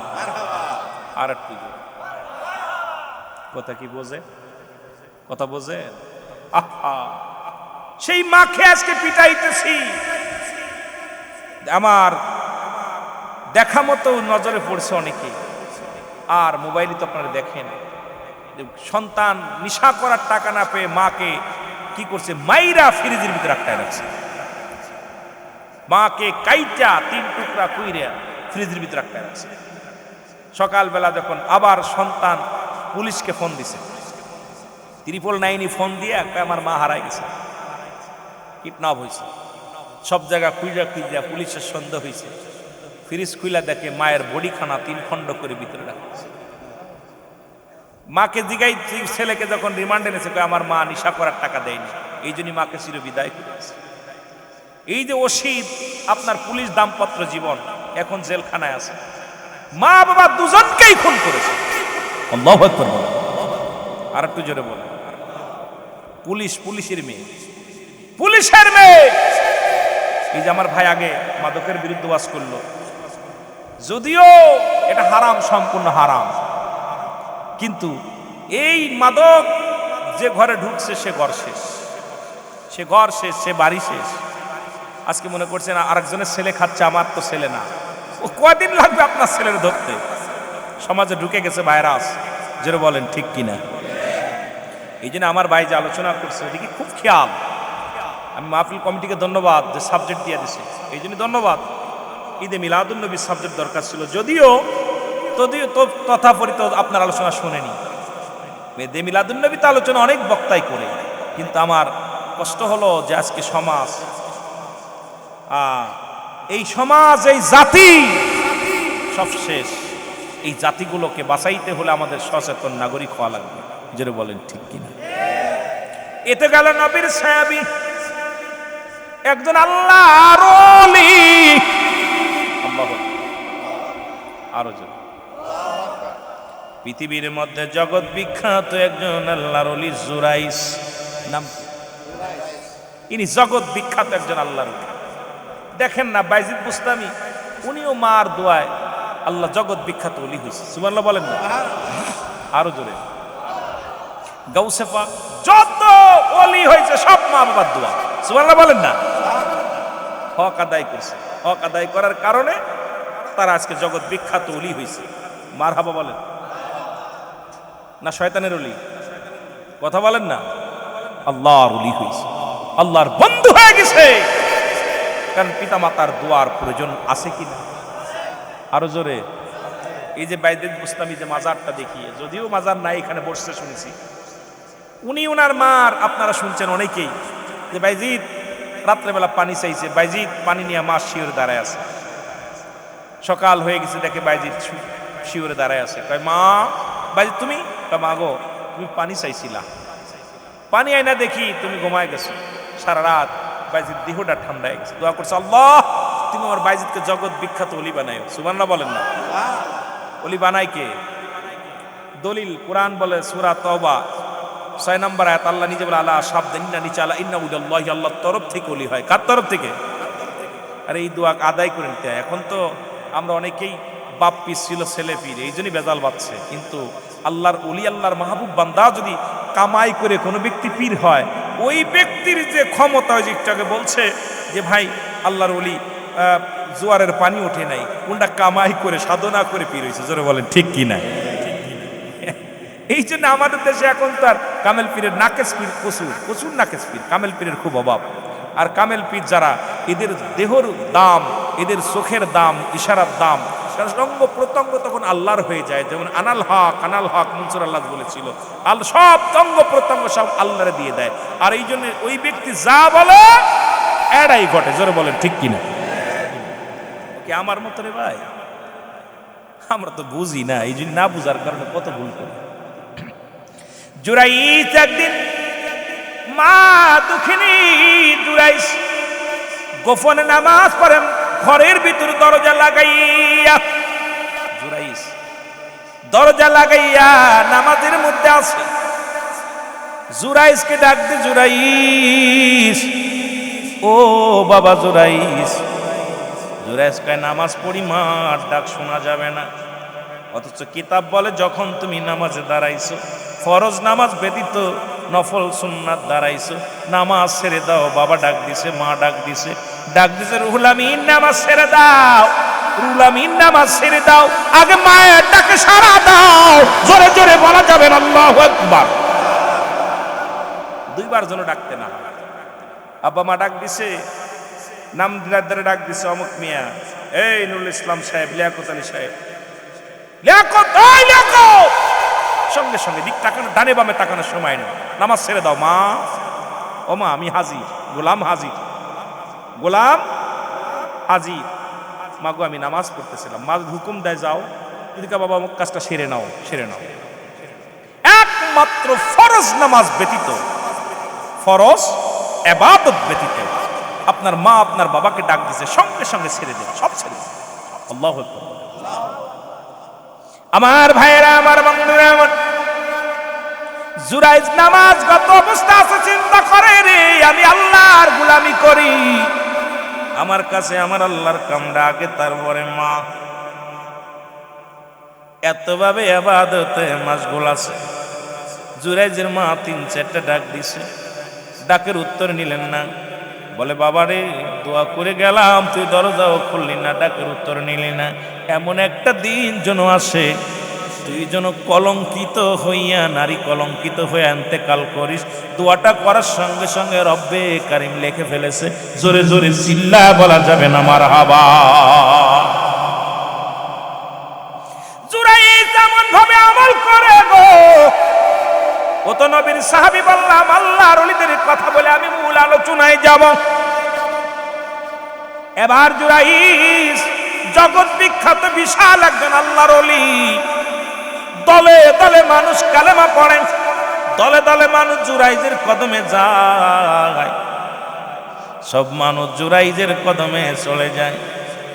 কিন্তু মুসলমান শুনে নাও, ওই দেশের যিনি প্রেসিডেন্ট ছিল, রাজা ছিল, তিনি চিন্তা করেন যেভাবে কালেমা প্রচার করা শুরু করেছে জুরাইজ, আমার দলে লোক থাকবে না। সব মানুষগুলো যদি জুরাইনের দলে চলে যায়, তাহলে আমার দলভুক্তি, আমার দল হালকা হয়ে যাবে, আর জুরাইনের দল ভারী হয়ে যাবে। সুতরাং বিপদে পড়ে যাব। যে কোনো কৌশলে জুরাইনকে এলাকা ছাড়া করতে হবে। জোরে বলেন আল্লাহু আকবার। ওকে এখান থেকে তাড়াইতে হবে। আর উনি এমনই একটা জায়গা, নির্জন জায়গা, যেখানে মানুষ যায় না, বিশাল মাঠ, মূল প্রান্তরে যাইয়া একটা কুড়ে ঘর বানাইয়া, খানকা বানাইয়া ওর ভিতরে ইবাদত করে। আর এত ইবাদত করে আল্লাহর, যে দুনিয়ার মানুষের ঝামেলা যাতে কেউ না টের পায়। কোনো মানুষ টের পাবে না আমি এমন ভাবে ইবাদত করবো। মানুষ চক্ষুর আড়ালে যায় নামাজ এবং দোয়া দুরূদ পড়ে বয়া বয়া। রাখালের মহিলা মুসলমান শুনে নাও, রাজার রাখাল, রাখালকে ডাকতে বলে রাখাল রে, ও রাখাল, কি করা যায়? জুরাইজকে কেমন করে জগৎ ছাড়া করা যায়, এলাকা ছাড়া করা যায়? রাখাল নিয়ে আসলেন একজন সুন্দরী নারী। হুজুর এর দ্বারাই সম্ভব হবে, কারণ জুরাইজ একজন যুবক মানুষ, তরতাজা যুবক, আর এই নারীটাই পারবে, এই মেয়েটাই পারবে। আজকে সমাজ থেকে বিতাড়িত করতে জোরাই।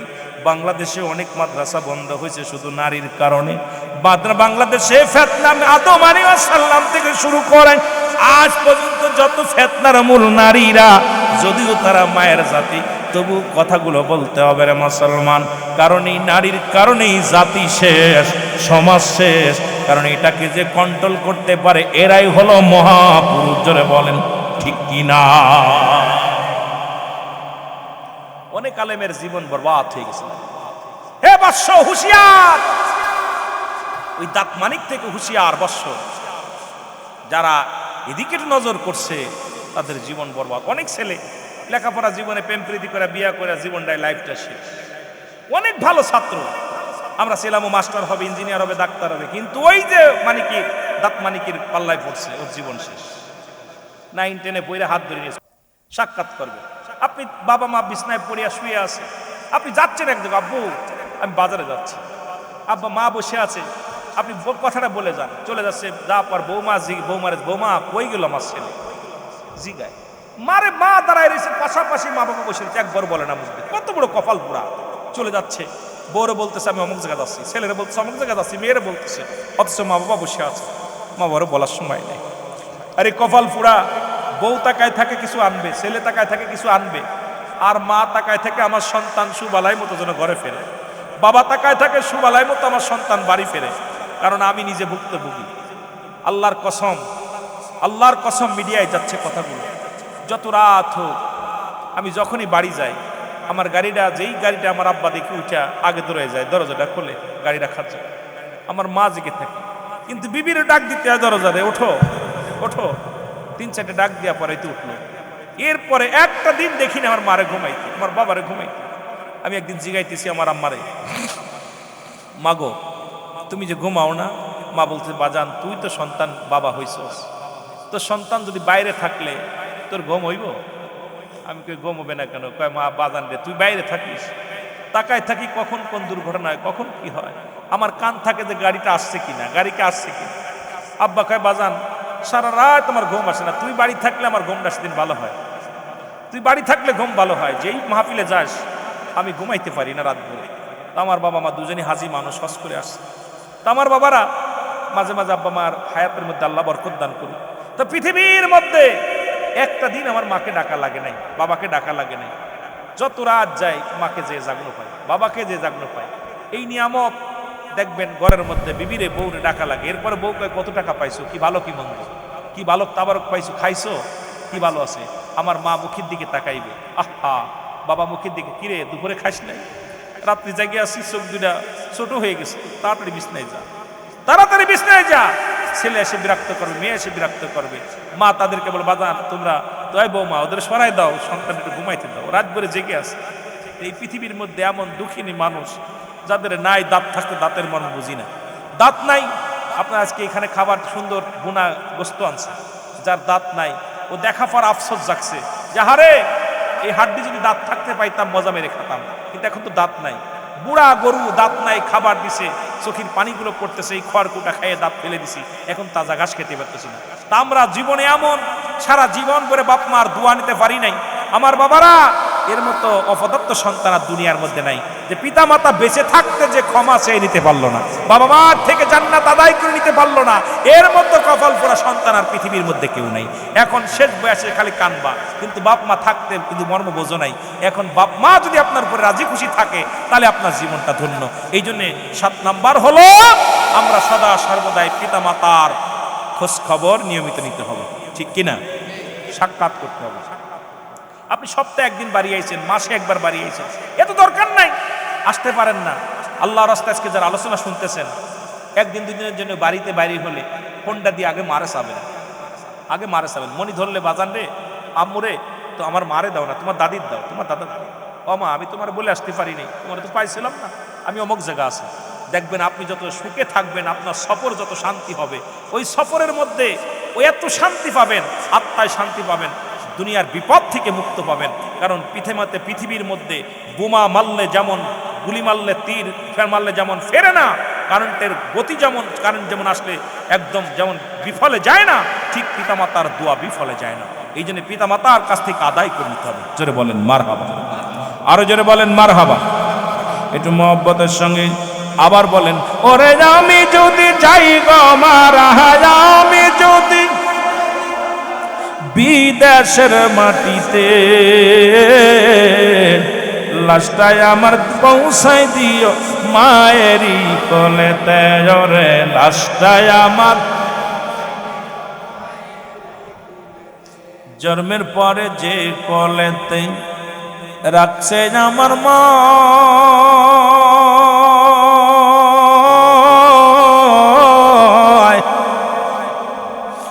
সেই কোলেতে মাথা রেখে বিদায় হতে চাই, আমি নিদিরায় যেতে চাই। ওই আমার মায়ের দোয়া থাকলে সাথে, বাবার দোয়া থাকলে সাথে, শান্তি পাবো কবরে, লাশটায় আমার পৌঁছাই দিও মায়েরই কোলেতে, ওরে লাশটায় আমার, ওরে আমি যদি যাই গো মারা, আমি যদি বিদেশের মাটিতে, লাশটায় আমার পৌঁছাই দিও মায়েরই কোলেতে, ওরে লাশটায় আমার। এই জগতে মায়ের মতো নাই কেউ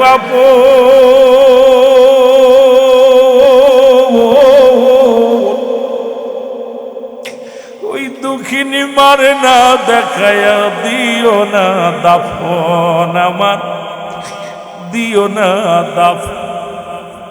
আরে দুনিয়ার মুসলমান,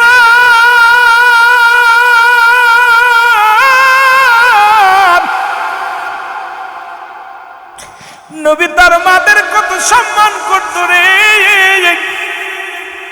একদিনের কথা মনে পড়ে গেল, রাসূলের দুধমা হালিমাতুস সাদিয়া রাসূলের কদমে আসলেন, নবীজি উঠে দাঁড়াইলেন, রাসূলুল্লাহ মাকে দেখে উঠে দাঁড়াইলেন। এরপরে নবীর নিজের রুমালখানা চাদরখানা বিছাইয়া জনক মহিলা হালিমাতুস সাদিয়ারে বসতে দিলেন, রাসূলের কানে কানে কথা বললেন। উঠার সময় নবীজির পুরুতের পর ভর দিয়ে উঠলেন। যতক্ষণ পর্যন্ত হালিমাতুস সাদিয়া চোখের আড়াল হলেন না, ততক্ষণ পর্যন্ত মায়ার নবী তাকায়া তাকাই রইলেন। যখন হালিমাতুস সাদিয়া চোখের আড়াল হয়ে গেলেন, নবীজি বসলেন। সাহাবীরা বলে, ইয়া রাসূলুল্লাহ, ইয়া হাবিবাল্লাহ, নবী গো, ও মায়ার নবী, আমি আপনার কাছে জানতে চাই, জনক মহিলা কি তার পরিচয়, যাকে দেখে আপনি উঠে দাঁড়াইলেন, যার সম্মানে আপনার রুমাল মুবারক, আপনার ঘাম নেয়ার জন্য সাহাবীরা পাগল, আপনার পদধূলি নেয়ার জন্য পাগল, এমন কি মহিলা যার সম্মানে আপনার নিজের চাদর মুবারক বিছায়া দিলেন। ইয়া রাসূলুল্লাহ, আপনার উরতের পর হাত দিয়ে ভর দিয়ে উঠল। আমার নবী চোখের পানি ছেড়ে ডাকতে বলে, সাহাবীরা রে, উনি আর কেউ নয়, উনি আমার দুধমা হালিমাতুস সাদিয়া।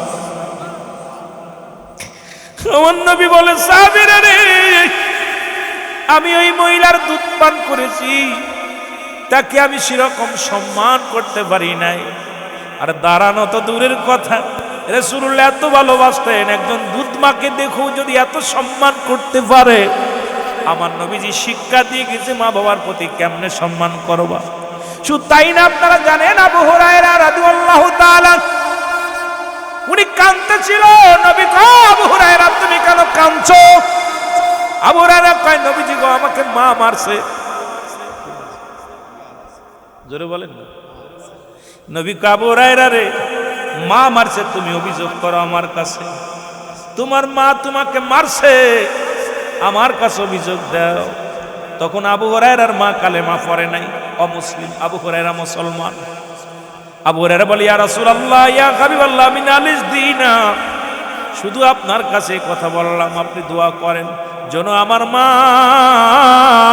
অতি শীঘ্রই কালেমার পতাকা তলে আসে। ধরে বলেন মারহাবা। দয়াল নবী, মায়ার নবী গো আপনি নবী আমার জীবন। আরো জোরে বলেন আপনি নবী আমার জীবন। এর রহমাতাল লিল আলামিন আপনি উম্মতের জামিন। বলেন রহমাতাল লিল, ওগো আপনি উম্মতের জামিন। গুনাহগারের অতি আপনজন আল্লাহর নবী মায়ার নবী গো আপনি নবী আমার জীবনের জীবন। বলেন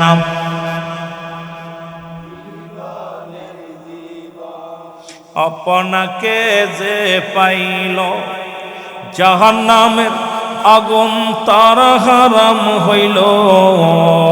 নবী আপনাকে যে পাই ওগো জাহান্নামের আগুন তার হারাম হইল।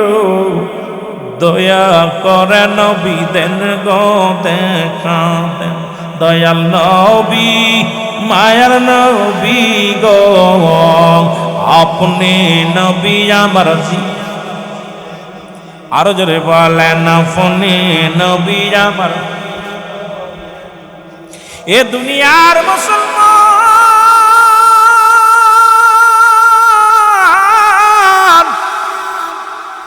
এবার ইন্তেকালের পরে 7টা হক, জোরে বলেন কয়টা? 14টা হকের মধ্যে বলতেছিলাম পিতামাতা, আমি পিতামাতা আমার কাছে যে কটা হক পাবে, যে কটা হক আদায় করা লাগবে, দায়িত্ব পালন করা লাগবে, তার মধ্যে 7টা হলো জীবন দশায় জীবিত থাকে কালিনী। এরপরে ইন্তেকাল করে আরো 7টা আছে। এই 7টার মধ্যে 1 নাম্বার হলো তাদের জন্য মাগফিরাত কামনা করা লাগবে। জোরে বলেন মারহাবা। আর একটু জোরে। কষ্ট পান? তাদের জন্য কি করা লাগবে? মাগফিরাত কামনা করা লাগবে। 2 নাম্বারে মুসলমান শুনে নাও, তাদের জন্য সব পৌঁছাইতে হবে। 1 নাম্বার হলো মাগফিরাত কামনা করা লাগবে। সদা সর্বদাই মানুষের কাছে দোয়া চাওয়া লাগবে, মাগফিরাত কামনা করা লাগবে। আল্লাহ তুমি আমার আব্বা মারে ক্ষমা করে দাও, আব্বা মারে মাফ করে দাও, পিতা মাতারে তুমি নাজাত দাও, পিতা মাতারে শান্তি দাও কবরে। 2 নাম্বারে তাদের জন্য সব পৌঁছাইতে হবে।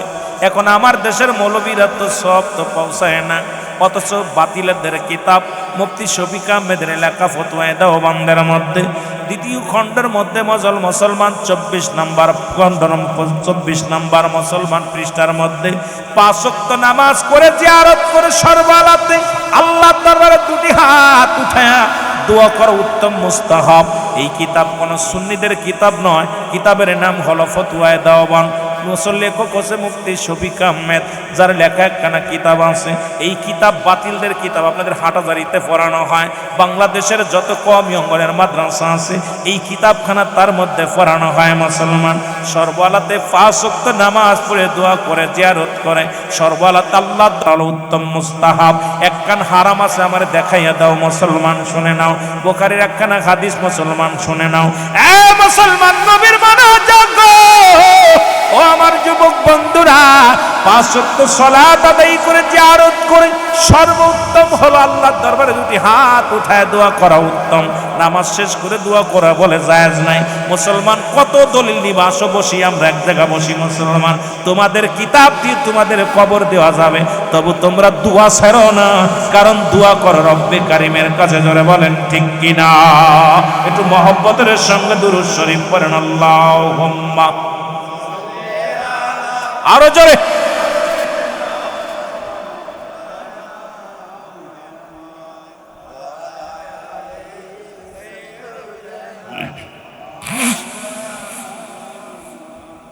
এ মুসলমান 3 নাম্বার আমি বলতেছিলাম, রে মুসলমান এই 14টা হকের কথা বলে আমি আলোচনা শেষ করতে চেয়েছিলাম। আমার যুবক বন্ধুরা, 3 নাম্বার তার আত্মীয়স্বজন যারা আছে তাদের সহযোগিতা করা, সার্বিক সহযোগিতা করা। বাবার আত্মীয় স্বজন যারা আছে, মার আত্মীয় স্বজন যারা আছে ইন্তেকালের পরে তাদের সহযোগিতা করতে হবে, সার্বিক সহযোগিতা করতে হবে। বাবার আত্মীয় গরিব আছে, তার জাকাত দেন, ফিতরা দেন, একটা শাড়ি কিনে দেন, এক বস্তা চাউল কিনে দেন, তারে কিছু টাকা দেন। এক কথায় তাদের সার্বিক সহযোগিতা করতে হবে। বাবা মার সাথী সঙ্গী আত্মীয় স্বজন যারা আছেন, তিনি মুসলমান 4 নাম্বার, পিতামাতার সাথী সঙ্গী আত্মীয় স্বজন যারা আছে তাদেরকে সাহায্য করতে হবে। বাবা মার আত্মীয় স্বজন, মার আত্মীয়, বাবার আত্মীয় স্বজন যারা আছে এদেরকে সার্বিক সহযোগিতা করা লাগবে। কোনো রকম যেন আপনার আমরা দেখা যায় দাদার বাবার আত্মীয় স্বজন আলিয়া চিনি না, মামার পক্ষে আলি চিনি না, মার পক্ষের আত্মীয় স্বজন গেলে তাদের বসতে দিতে হয়, কুটুমের কুটুম গেলে পরিচয় দিয়ে বসা লাগে যুবক রে। অথচ রাসূল বলছে মুসলমান শোনো না, তাদের সাথী সঙ্গে আত্মীয় স্বজনদের মুসলমান সম্মান করতে হবে। এক মুসলমান 3 নাম্বার, তাদের যত আত্মীয় স্বজন আছে, বাবার আত্মীয় স্বজন আছে, তাদেরকে সম্মান করলে বাবার প্রতি শ্রদ্ধাশীল বেড়ে যাবে, আমার আল্লাহ খুশি হয়ে যাবে। মায়ের আত্মীয় স্বজন যারা আছে তাদেরকে সম্মান করতে হবে। 4 নাম্বার হলো তাদের আত্মীয় স্বজন যারা আছে তাদের সার্বিক সহযোগিতা করা লাগবে। আজ থেকে প্রতিজ্ঞা করবেন, মার আত্মীয় যারা আছে তাদের সম্মান করবেন, ভালোবাসবেন। বাবার আত্মীয় স্বজন যারা আছে তাদের সম্মান করবেন, ভালোবাসবেন। বাবার আত্মীয় স্বজন যারা আছে তাদের সার্বিক সহযোগিতাও করা লাগবে। জোরে বলেন মারহাবা। এখন মামা বাড়ির আত্মীয় আলী চিনি না, নানি মামা নানা আমার নানি মরিয়ে গেলি আর মামার আলী চেনে না, মারে কয় ওরে ভাই শিক্ষিত ওরে খেদাও। জোরে বলে ঠিক কিনা? অথচ রাসূল বলছে এই হকগুলো আল্লাহ যেগুলো বলে গেছেন, রাসূলকে রাসূল সে কথা বলছে যে এই হকগুলো আদায় করতে হলে তোমাদের আত্মীয় স্বজন, তাদের আত্মীয় স্বজন যারা আছে তাদের কি করতে হবে? তাদের সহযোগিতা করতে হবে, সার্বিক সহযোগিতা করতে হবে, তাদেরকে সম্মান করতে হবে। 5 নম্বরে তাদের ঋণগুলো পরিশোধ করা লাগবে। এই দুনিয়ার মধ্যে যদি ঋণী হয়, আরে কত বড় বুকার দলে রাখ, লাশ সামনে নিয়ে আমার আব্বা যদি কোনো দিন আদায় থাকে মাফ করে দিয়েন, আর যদি পাওনাদার থাকেন আমারে বলবেন। আপনি জানেন আব্বা কার সাথে চলতো, মা কাদের সঙ্গে চলাফেরা ছিল, গোপনে গোপনে তাদের কাছে যাবেন, যায় ঋণগুলো শোধ করার চেষ্টা করবেন। মাকে ছোট করেন, লাশ সামনে নিয়ে ক্ষমা চান, আমার মারে মাফ করে দিন, বাবারে মাফ করে দিন। ওরে কপাল পোড়া সন্তান, তোদেরকে দুনিয়া আনতে যত রক্ত পানি প্রবাহিত হয়েছিল মার, তোর জন্ম দিয়া তোর বাবা মা যত কষ্ট করেছে, এই কষ্টের দিন মাকে অপমানিত করা না, অপবস্ত করা নাই। ওই উপস্থিত মজলিসে দাঁড়ায়া বলবি ভাইরা, আমার মা আমার বাবা আপনাদের সঙ্গে চলাফেরা করেছিল, দোয়া চাই, দোয়া চাই। আমার বাবা মার উল্টোটি করে থাকলে ক্ষমা দৃষ্টি দেখবেন, আর বাবা মায়ের জন্য দোয়া চাই, কারণ বাবা মা তো রেখে গেছে সবচেয়ে বড় আমানত। তোরে টাকা লাগবে না, পয়সা লাগবে না, তোরে জন্ম দিছে সেই ঋণ তো শোধ করতে পারবি না। গায়ের চামড়া কেটে যদি জুতা বানা দাও, মা বাবার ঋণ শোধ হবে না। এই দুনিয়ার আলো বাতাস দেখার জন্যে মা বাবার ভূমিকা কোনোদিন শেষ হবে না। অনেক পুরা কপাইল্লা ছেলে মেয়ে কয় আব্বা কি দিছে, মা কি দিছে, আরে কপাল পুরা। মা বাবার ঋণ শোধ করতে হবে। জোরে বল আল্লাহু আকবার, আর একটু জোরে বল আল্লাহু আকবার। 6 নম্বরে শরীয়ত মোতাবেক তাদের ওসিয়াত গুলো পালন করা লাগবে। 6 নাম্বার হলো ওসিয়াত করে গেছে, ওই জমিটা আমার দেশে অনেক আছে, বাবা দান করে গেছে, ছেলে রেকর্ড করে নিছে, বাবা দান করে গেছে, ফেরত নিছে। কথা কই না, বাপ কইছে মাদ্রাসায় 5 বছর চাল দিস, 5 বছর চালের দাম আছে 2500 টাকা বা 25,000 টাকা। আব্বার কথা শুনতে হইব না। বাবা মা যদি ওসিয়াত করে যায় শরীয়ত মোতাবেক, আব্বা কাকান মূর্তি বানাস, এটা মানা যাবে না। কথা বলছেন হারাম খাস। আব্বা মা যদি শরীয়ত মোতাবেক ওসিয়াত গুলো করে যায়, একটা হলো ওসিয়াত, একটা হলো নসিয়াত। ওসিয়াত আর নসিয়াত, দুইটা নসিয়াত জীবন দশায় যখন মুসলমান বাস্তবমুখী হয়ে অনেক সময় রাগ করে বলে এই কাজটা অমুক করে হেলাই দি, এই কাজ কর ও কাজ কর। আর ওসিয়াত যেটা মুসলমান শুনে নেন সেটা হলো মৃত্যু সজ্জায় যায়, এই সময় বাবা মা সন্তানদের ডাকতে বলে বাবা তোর আত্মীয় স্বজনের সঙ্গে ভালো ব্যবহার করবি, ওই বই খান অমুকরে দিয়ে দিবি, এইটা অমুকরে দাঁড় দিবি, অমুকরে এই কাজটা করবি। একটা হলো ওসিয়াত, একটা হলো নসিয়াত। নসিয়াত করে যখন জীবন দশায় জীবিত থাকতে সবল থাকতে একটা করে এগুলো বাবা অমুক কাজটা কর, এইটা কর ওটা কর, এগুলো ওসিয়াত। আর নসিয়াত বাসা নসিয়াত হলো ওটা, ওসিয়াত হলো মৃত্যু সজ্জায় যখন যায়, এটা পালন করা আপনার জন্য মুসলমান একবারে আপনার জন্য কর্তব্য, দায়িত্ব, কর্তব্যের মনে এসে যায়। কারণ বাবা মার হক যদি আদায় করতে হয়, বাবা মার ওসিয়াত শরীয়ত মোতাবেক পালন করা লাগবে। জোরে বলেন মারহাবা। 7 নাম্বার হলো, এগেল 6 নাম্বার, 7 নাম্বার হলো সময় করে সুযোগ করে বেশি বেশি করে আব্বা মার কবরটা জিয়ারত করা লাগবে। জোরে বলেন মারহাবা। আর একটু জোরে। এমনও আছেন এর মধ্যে 1 বছরে কবর জিয়ারত করতে যান না, আছেন আব্বা? আরে বাবা, বাপ মা, রাসূল বলছে, আল্লাহ নিজে ঘোষণা করেছে, হাবিব রে, হাবিব বলতেছে উম্মতি রে, যেই 14টা হক প্রতিটা সন্তানের আছে, আপনি পারলে 3-5 বেলা 3 বেলা যান, সকালে ফজরের নামাজটা পড়ে আব্বা মার কবরের পাশে দাঁড়ান। পারেন নাই সময় আসরে যান, আসরে পান নাই মাগরিবের নামাজটা পড়ে দাঁড়ায় যান, মাগরিবের সময় পান নাই ঈশান সালাত আদায় করে আব্বা মার কবরের পাশে দাঁড়ায় যান। আপনি যখনই সুযোগ পাবেন, রাসূল বলছে তোমরা বেশি বেশি করে কবর জিয়ারত করো। প্রথম জীবনে নবী বারণ করেছিল যে আমার সাহাবীরা তোমরা কবরের পাশে বেশি যেও না, কারণ মানুষ ওই কবরটা সিজদা করবে, কবরটার পূজা বানায় নেবে, সিজদার জায়গা বানায় নেবে। আবার শেষ জীবনে নবী তাগিদ দিচ্ছে তোমরা বেশি বেশি জিয়ারত করো, কারণ কোনো ব্যক্তি কবরের পাশে গেলে তার দুনিয়াবি মোহ কেটে যায়, পরকালের কথা মনে পড়ে যায়।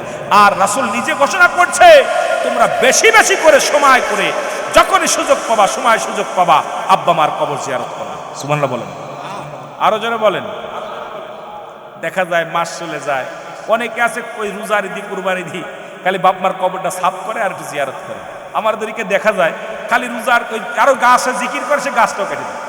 আরে কবরের উপরে যে গাছগুলো আছে এটা আল্লাহ জিকির করে, ওটা কেটে সাফ করে ধুলো বানায়, ও তো জীবনে কিছু দেবেও না, আবার কবরের উপরে যে গাছগুলো জিকির করে এটারও সাইজ করে। যারা বলেন ঠিক কিনা? আছে না বাবা? সাইজ করে ফেলে। এই জন্য অনুরোধ করব, যাদের আব্বা মা নাই, আল্লাহর হস্তে সপ্তাহে 7 দিন করেন, বেশিবার 14 দিন করেন, বেশি পারলে 14 দিন, তারপরে বেশি 21 দিন করেন, 22 দিন, যত বেশি করতে পারেন। আপনি বাজার থেকে আইসে আসরের নামাজটা পড়ে মা বাবার পাশে দাঁড়াই গেলেন, আর জোহরের নামাজ, আসরের নামাজ, ঈশার নামাজ, ফজরের নামাজ যখন মন চাবে সালাত আদায় করে আব্বা মার কবর পাশে দাঁড়াই করে দোয়া করবে, কারণ তারা আমাদের মুখাফেক্কি হয়ে যায়, কারণ তাদের নিজের কামাই করার পথ বন্ধ হয়ে যায়। যখন কবরবাসী কবরে চলে যায় তখন নিজের আমলের দরজা বন্ধ হয়ে যায়, এখন নিজে করে নিতে পারে না। কিন্তু মৃত্যু ব্যক্তি মানুষের বরদোয়া করতে পারে, পিতামাতার বরদোয়া, সন্তান, টাকা পয়সা আছে ঋণ শোধ হয় না, সংসারের ভিতরে শান্তি নাই, স্বামী স্ত্রী মহব্বত নাই, সংসারের ভিতরে রোগবালা মুসিবত লেগে আছে, দেখবেন সংসারের ভিতরে বেশি অসুবিধা হচ্ছে, চিন্তা করবেন আপনার কবরবাসীরা বরদোয়া করছে। কবরবাসী যদি বরদোয়া করে, দেখবেন আপনি লক্ষ লক্ষ টাকা কামাচ্ছেন কিন্তু উন্নতি নেই, আপনার সংসারে স্বামী স্ত্রী মহব্বত নাই, ভাইয়ে ভাইয়ে মিল নাই, দেখবেন আপনার সম্পদের পাহাড় আছে, সুখ নাই, তারপরে রোগবালা মুসিবত, ছেলে মেয়ের রোগবালা, নিজের বালা মুসিবত যাচ্ছে না। চিন্তা করুন আপনার আপনজন আপনার জন্য। সুন্নিয়তের প্রচারের স্বার্থে ভিডিওটি লাইক, কমেন্ট ও বেশি বেশি শেয়ার করুন। আমাদের সাথেই থাকুন।